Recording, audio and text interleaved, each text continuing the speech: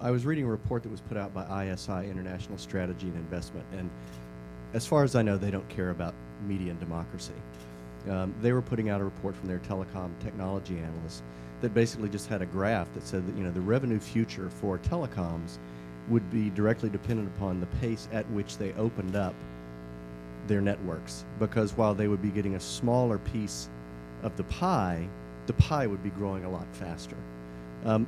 Why would a straight up Wall Street investment house have that sort of view, very hard, bottom line perspective, and yet it would be resisted so much by the owners of those networks? Why do they see it differently? I grew up in Los Angeles, and the most famous thing ever said about Hollywood was nobody knows nothing. Like, why do some movies make it and other movies don't? Verizon this spring, and maybe you were in on these debates, I wasn't, but I was kind of watching it from the outside, had a huge debate about this, a business debate. There were some people who were saying, we open it up, suddenly all these new devices, we start selling, as Jason said, more subscriptions, other devices. Other people say, no, the device that's going to be made is Skype's going to make a device, and the next thing we know, instead of buying both a data service and a voice service from us, they're just buying the data service, and they're using Skype for all their wireless calls. I assure you there are people on Wall Street who will tell you ISI is a very reputable, smart place, but this is how markets work, and you don't really know how the consumer is going to react. You don't really know whether, Skype is going to be able to sell a service or something like that. There's a lot of unpredictability to it, and from a board perspective, if you have a solid revenue stream, and someone comes to you and says, we have an idea for maybe increasing our revenue by 30%. There's a slight little risk that we could kill 100% of our, but like, what do you do if you're on the board? I think it's a big problem. There's also, there's this mythology within the major telcos, the wireless telcos, that their wireline brethren somehow missed the boat, or that they should have owned Amazon and eBay and Google and all of those companies, should have been created internally from Bell Labs, I guess. Right.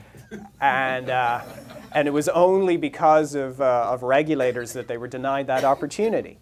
Now, I don't believe that, frankly. I mean, I don't understand where those companies would have gotten the ideas, or how they would have justified the risk capital to their investors, or exactly how they would have successfully built Amazon and eBay and Google while avoiding losing a few $100 billion and the other companies that didn't make it. But nevertheless, there's some people in the boardroom who think that, and so their approach to the wireless market is the same way. We've got to own location-based services, and we've got to own the content industry, and we've got to build the TV networks ourselves and lock everybody else out, because otherwise we're just going to be handing the revenue to someone else. Another example, very simple one, text messaging.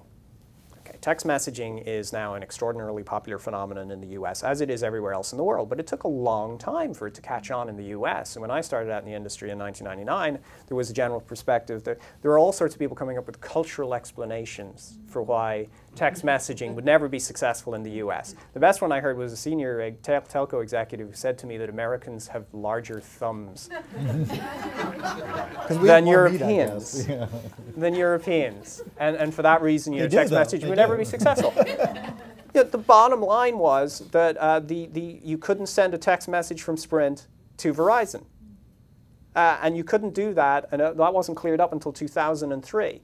Because the reason in turn for that was there was this business view within the carriers that within Singular say, we don't need to allow our customers to send text messages to other carriers.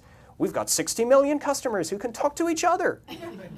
So, but this is a great example of how once they then did open the pipes, and they created kind of open standards and said, yes, everybody can communicate with everybody else, they suddenly turned on this extraordinary new revenue stream for them, which for the US carriers is now 10% of their revenue.